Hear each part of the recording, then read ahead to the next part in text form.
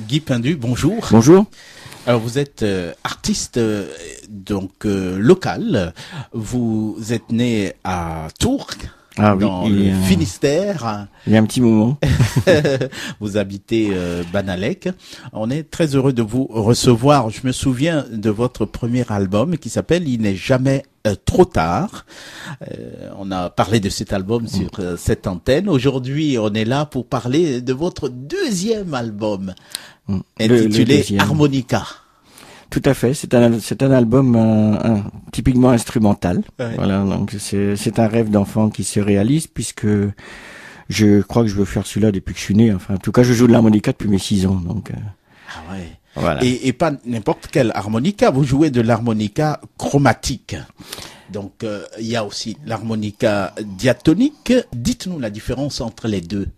L'harmonica chromatique permet d'accompagner en fin de compte tous les musiciens et tous les orchestres avec un seul harmonica, puisque les demi-tons sont effectués avec un petit piston qui se trouve à gauche ou à droite de l'engin, enfin de l'instrument, suivant comment on joue, quoi.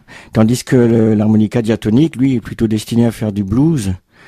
Et des très grands musiciens d'ailleurs en font. Je crois que Jean-Jacques Milteau en fait. Je crois qu'il n'est pas le seul. Hein, il y en a plein qui en font. Mais c'est pour ça qu'on voit souvent des joueurs de blues. Ils ont une petite ceinture et ils ont plein d'harmonicas. Ouais, c'est ça. Et chaque harmonica est réglé sur un ton spécial. Ce sont les harmonicas diatoniques, ça, voilà. En fait. Mais l'harmonica chromatique, lui, c'est un seul, mais qui fait divers sons, quoi, en fait. Les sons peut-être pas, mais il permet de jouer, de faire tous les tons avec le même harmonica, si vous voulez. J'ai peut-être envie de dire que c'est un peu plus difficile, non, de jouer un harmonica chromatique. Je crois. Par rapport à l'autre, au diatonique. Je crois que c'est plus difficile aussi puisque la respiration n'est pas la même. Il faut appuyer à un moment très précis sur le piston pour faire le demi-ton. C'est peut-être un peu plus compliqué. On écoute un extrait de votre album Harmonica. Voici le titre, Clair.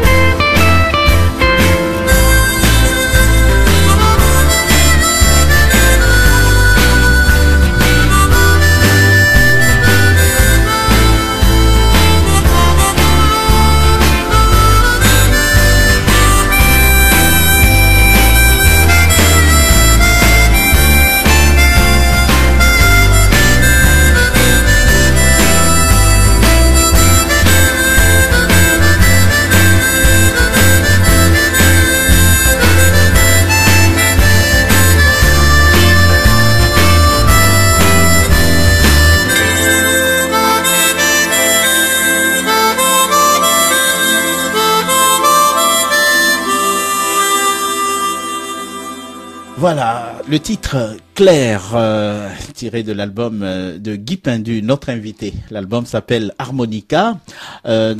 C'est plusieurs instruments, dont l'harmonica chromatique que vous jouez, mais il y a d'autres artistes avec vous. Qui sont-ils? D'abord, il y a un monsieur qui s'appelle Gérard Jaffrès, que j'ai connu lorsque j'étais dans l'orchestre de Berle Blanca, qui était assez connu dans la région à l'époque, en 1980. Et je l'avais remplacé quand il est parti sous les drapeaux. Donc je suis allé en Belgique jouer avec Berle Blanca. Et voilà, quand il est revenu, je suis revenu en France. Mais l'amitié que j'ai avec Gérard est depuis, quoi. Nous sommes vraiment des amis. Nous continuons à travailler ensemble depuis. Et il y a aussi son fils, Julien Jaffrès, qui est arrangeur, qui est un très grand guitariste. C'est lui qui a fait tous les arrangements, qui fait de la guitare sur mon album. Et il y a un batteur aussi qui s'appelle Rémi Paul Frit, quelque chose comme ça. J'ai du mal à prononcer parce que c'est un nom belge. Ouais. D'accord. Il faut dire que l'album a été enregistré en Belgique. C'est ça? Oui, j'enregistre en Belgique parce que justement, disons que je ne veux pas, je suis habitué à cette équipe. Oui, c'est ça. Voilà. Donc le studio s'appelle Julabel et c'est en Belgique. Mais la distribution de cet album se fait par Coupe Braise. Tout à fait. Donc nous avons enregistré 2 ou 3 maquettes en studio le premier jour. Et Gérard, mon directeur artistique, a décidé de tenter le coup avec la Coupe Braise. Donc a expédié par mail 2 ou 3 morceaux. Et 2 jours après, on a eu la bonne nouvelle et la Coupe Braise a accepté de signer avec moi pour la distribution du disque, alors que je suis pas un artiste non plus très très connu. Donc voilà, Ah, c'est super ça. On trouve cet album un peu partout, Harmonica de Guy Pindu. Oui, la maison de disques La Coupe Braise le diffuse dans toutes les grandes surfaces. C'est ça. Aussi bien les espaces culturels que les Fnac, les Intermarchés, enfin bon, voilà, toutes les grandes surfaces. Alors, comment vous est venue l'idée de ce deuxième album, alors que vous étiez sur le premier album et il n'est jamais trop tard? Est-ce qu'il a eu quand même une petite histoire après le premier album qui vous a décidé de faire un deuxième? C'est-à-dire que, pour situer un peu, le premier album était un peu c'était des paroles un peu autobiographiques. Nous avions eu l'occasion d'en discuter un peu. Enfin, pas mal de choses étaient passées dans ma vie, la maladie de ma maman, enfin tout ça. Et tout ça, ça a été retranscrit en chanson. Et il y avait sur cet album une improvisation qui a été effectuée qui s'appelle Bronson Memory. Donc il s'agissait d'une improvisation qui a été là sans doute pour combler le disque. Et à cette époque-là, je ne pensais pas faire un instrumental, mais à chaque fois que j'ai joué ce morceau Bronson Memory, le succès a été là parmi le public.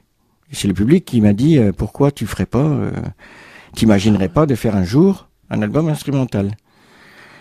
Et 5 ans après, l'idée est venue et voilà, j'ai contacté Gérard, j'ai dit ça y est, là j'ai mon idée, on y va.